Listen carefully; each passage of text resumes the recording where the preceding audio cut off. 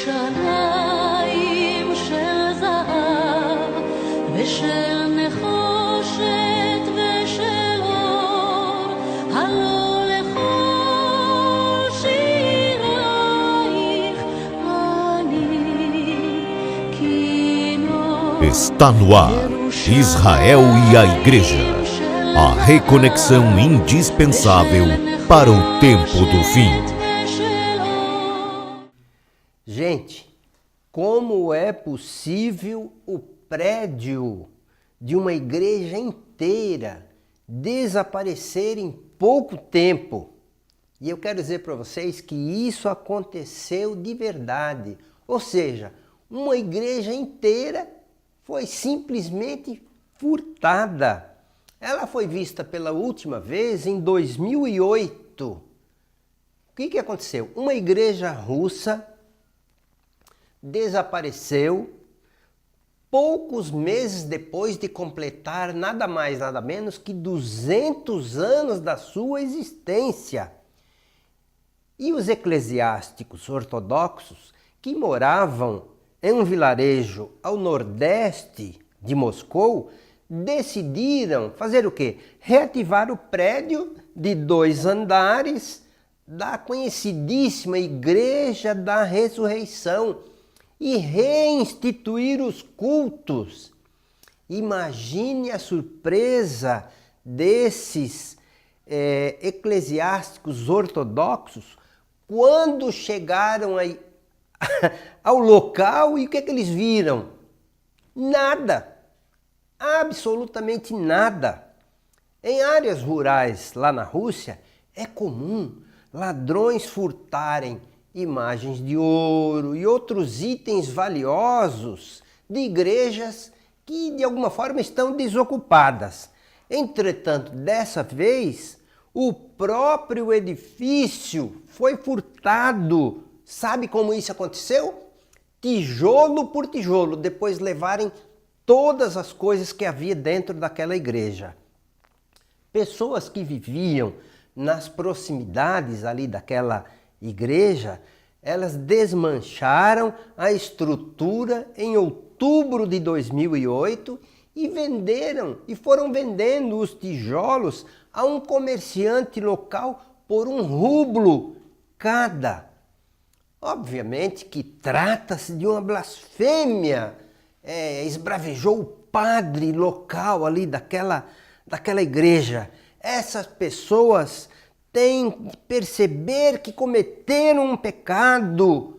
É o que eu pensei. Sério? E o que dizer da liderança que negligenciou essa igreja por tanto tempo e lá não tinha mais nada. Não tinha nenhum culto, nenhuma missa, não tinha mais nada.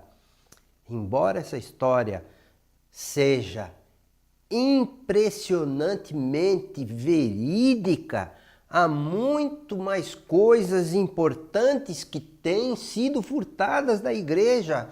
Não me refiro a coisas de valor material, mas a coisas de valor eterno, de valor muito maior do que material. Ao longo das últimas décadas, a igreja, na verdade, tem sido furtada. Ela não tem sido furtada nos seus bens materiais. Não.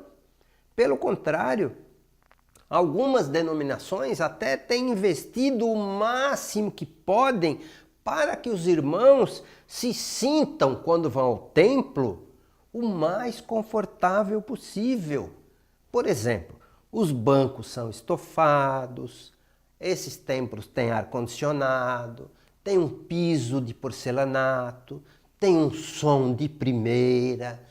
Essas igrejas fazem uso da tecnologia e vai por aí afora. Então, em termos materiais, a igreja não tem sido furtada. Pelo contrário, tem agregado o que existe de melhor para agradar os irmãos. Dentre as muitas coisas que têm sido furtadas da igreja, eu quero falar sobre a principal delas, a palavra de Deus. Ela continua sendo pregada, mas de forma superficial. E além do mais, a ela, a palavra de Deus, cada vez mais é dedicado muito menos tempo do que nos anos anteriores. Parece que à medida que o tempo vai passando, o tempo dedicado à palavra de Deus vai ficando cada vez mais escasso, vai diminuindo. E eu vou dizer para vocês, esse furto tem sido sutil. Por quê? A igreja está envolvida em tantas programações, em tantas atividades, e todas elas têm o carimbo de que são atividades espirituais que visam a salvação das almas. E eu pergunto para você, verdade? E faça tudo isso com um objetivo, que a igreja esteja sempre cheia, esteja sempre lotada. E lotar a igreja, eu vou dizer para vocês, é facílimo. Pregadores de renome, cantores famosos na sua própria denominação. E pronto, essa é a receita para encher uma igreja. E o que pregam esses pregadores? Eles tocam o chofar em Sião? Eles tocam a trombeta em Sião? Ah, isso não.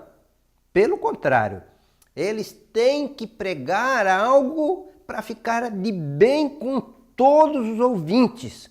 Portanto, seus sermões são suaves, são macios, são aveludados. E qual é a consequência disso? Uma igreja está, na verdade, perecendo de fome. E por incrível que pareça, falta alimento na casa do Senhor. E eu pergunto, como é que é possível alguém passar fome na casa do Senhor? Na casa do Senhor não deveria haver fartura, mas as pessoas passam fome na casa do Senhor. Não é fome de pão, fome espiritual. Por quê?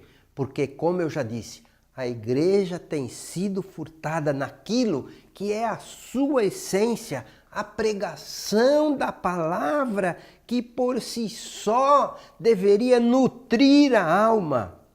Seria simplório demais encerrar esse assunto por aqui. Por que será que a igreja tem sido furtada? Ou por que será que a igreja tem se deixado furtar? A resposta a essa pergunta, olha, nós vamos voltar 2000 anos atrás. A igreja que hoje é furtada ou se deixa furtar, um dia, pasmem, também furtou. Você acha isso chocante? Mas foi isso que aconteceu. Quando o primeiro grupo de judeus messiânicos, porque assim é que eram chamados os primeiros seguidores de Jesus, quando eles se reuniam, eles tinham 4 coisas em comum, conforme a gente lê em Atos, no capítulo 2, verso 42, que diz o seguinte: e perseveravam na doutrina dos apóstolos, na comunhão, no partir do pão e nas orações. Eu digo para vocês, a base para o ensino dos apóstolos era a Torá, era o Velho Testamento, eram os profetas, não havia o Novo Testamento ainda. E isso, na verdade, foi totalmente abandonado, pois se dizia que o Velho Testamento, a Torá, a lei, era a antiga aliança e passou-se então a acreditar basicamente no Novo Testamento ou na Nova Aliança. E eu digo para vocês, 90% dos sermões pregados hoje baseiam-se no Novo Testamento ou na Nova Aliança, mesmo por aqueles que dizem que toda a Escritura é divinamente inspirada. Outra coisa, a comunhão era a reunião dos crentes, a reunião dos irmãos, com o objetivo de lhes inspirar e ampliar e aumentar a fé. Em seu lugar, o que é que foi colocado? Rituais litúrgicos, também chamados hoje de cultos. Bem, outra coisa, o partir do pão. Não era exatamente aquilo que hoje nós chamamos de Santa Ceia, mas o que em hebraico se chama o Kiddush. O que é o Kiddush? A oportunidade diária que os irmãos tinham para agradecer pelo pão e pelo vinho, que tidos como exemplares das bênçãos de Deus e que hoje se transformou na Santa Ceia ou na Ceia do Senhor. E a quarta coisa, a oração. Nunca a igreja orou tanto como no primeiro século. E a oração hoje ocupa tão pouco espaço na igreja. Esse furto não ocorreu de uma hora para outra. Foi aos poucos, quase que imperceptivelmente. Veja como isso aconteceu a partir do segundo século, mas que se solidificou a partir do quarto século, depois do concílio de Nicéia, lá no ano 325.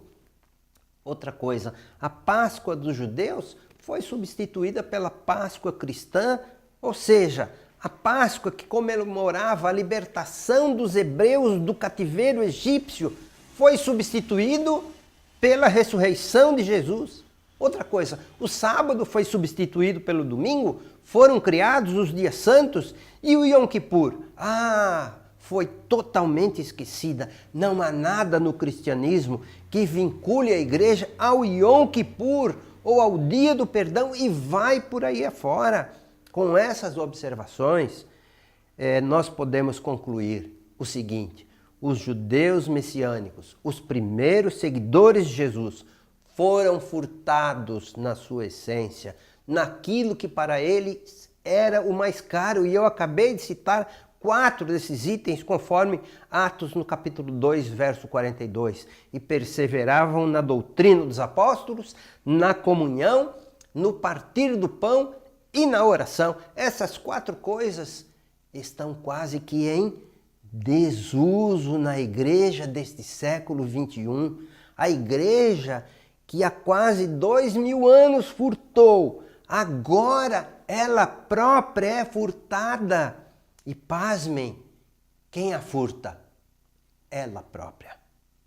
Mas o maior de todos os furtos que a igreja realizou junto aos judeus seguidores de Jesus, que foram os primeiros discípulos, os primeiros seguidores de Jesus, foi o furto da identidade nacional de um povo. A igreja hoje se diz o Israel espiritual, dizendo que Deus rejeitou a Israel, porque afinal de contas eles rejeitaram a Jesus. Mas o que é que diz o apóstolo Paulo em Romanos no capítulo 11, versos 1 e 2? Eu leio para vocês. Pergunto, pois, terá Deus porventura rejeitado o seu povo? De modo nenhum, porque eu também sou israelita, da descendência de Abraão, da tribo de Benjamim. Deus não rejeitou o seu povo, a quem de antemão conheceu. Esse furto da identidade do povo eleito de Deus é conhecido, sabe como? A teologia da substituição. Esses representantes dessa teologia que praticou esse furto da identidade defendem que a nova aliança substituiu a antiga aliança. E é assim que eles dizem que as promessas feitas a Israel agora foram simplesmente transferidas para a igreja. Eu diria, como disse o profeta Daniel, a igreja fez isso e prosperou. Os teólogos da teologia da substituição ensinam que por causa da sua descrença, Israel perdeu o direito às promessas e por causa disso esse povo, Israel, não tem mais um futuro garantido. Mas o que o próprio Deus, o Criador de todas as coisas, acha de uma afirmação como esta? Vamos ler o que o próprio Deus disse através do profeta Jeremias, lá no capítulo 31, versos 35 a 37. Assim diz o Senhor, que dá o sol para a luz do dia e as leis fixas para a lua e as estrelas, para a luz da noite, que agita o mar e faz bramir as suas ondas. Senhor dos exércitos é o seu nome. Se falharem estas leis fixas de diante de mim, diz o Senhor, deixará também a descendência de Israel de ser uma nação perante mim para sempre. Assim diz o Senhor, se puderem ser medidos os céus lá em cima e sondados os fundamentos da terra cá embaixo, também eu rejeitarei toda a descendência de Israel por tudo quanto fizeram, diz o Senhor. Bem, quero ler para vocês o que disse Moisés Rosen no livro Future Israel, de Barry Homer. Ele disse o seguinte: com toda franqueza, eu afirmo a vocês, entre aspas, né? Porque ele que disse, com toda franqueza, eu afirmo a vocês que os cristãos saquearam Israel. É o que pode piorar o caso. E o que pode piorar o caso é que esse furto foi incentivado por teólogos, por pastores e professores de ensino religioso que ensinaram as crianças a cantar: minha é cada promessa da Bíblia. Orígenes, um conhecido pai da igreja, filósofo e teólogo grego do ano 285 a 254 na era cristã, no início do segundo século, afirmou que todas as promessas do Antigo Testamento feitas para o povo de Israel seriam transferidas para a igreja. Já as maldições e condenações do Antigo Testamento, essas continuariam, palavra por palavra, exclusiva e permanentemente direcionadas ao povo judeu. Eu quero concluir dizendo com um ar de tristeza que a igreja que um dia furtou e mantém o furto, agora é furtada. Furtada por ela própria e com um único objetivo: manter-se, no mínimo, como uma instituição. Deixo com vocês uma história verídica que mostra, sem meias verdades, como a igreja vai se furtando a si própria. É a história de Charles Paul Kohn, que ele conta no seu livro Making It Happen, ou seja, fazendo acontecer.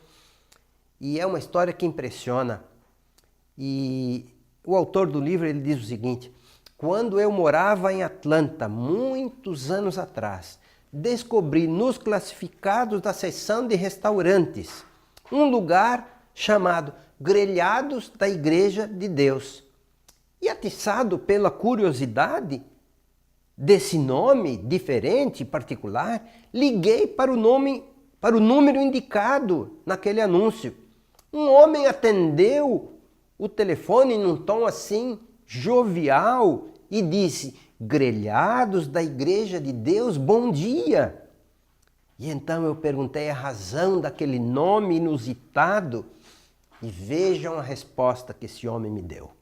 Bem, tínhamos um pequeno ministério aqui e começamos a vender refeições à base de frango após os cultos de domingo, para ajudar nas despesas da igreja.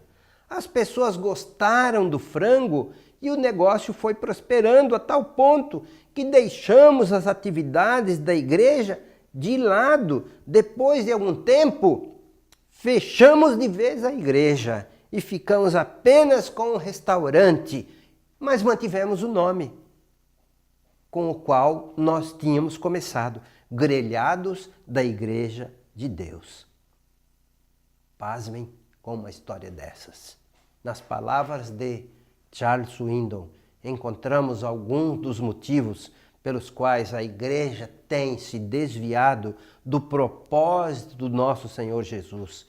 Igrejas que se dedicam a muitas atividades estão predispostas a sofrer erosão. Participe dessa programação, inscreva-se nesse curso, junte-se a nós nesse passeio, venha ver a nossa apresentação, seja professor de uma classe, sirva aqui, sirva ali, mostre que você trabalha duro, produza algo, veja quantas pessoas estão participando e participe você também. É triste perceber que muitas dessas congregações não estimulam a reflexão individual, a reflexão pessoal, o crescimento espiritual, mas o foco delas está em alcançar resultados. Qual a importância da palavra de Deus em uma igreja assim? A palavra de Deus tem sido substituída por atividades E eu digo para vocês, os pregadores da palavra estão se tornando cada vez mais escassos. Neste primeiro semestre deste ano 2018, tombou nada mais, nada menos que Billy Graham, o grande pregador da palavra do século XX.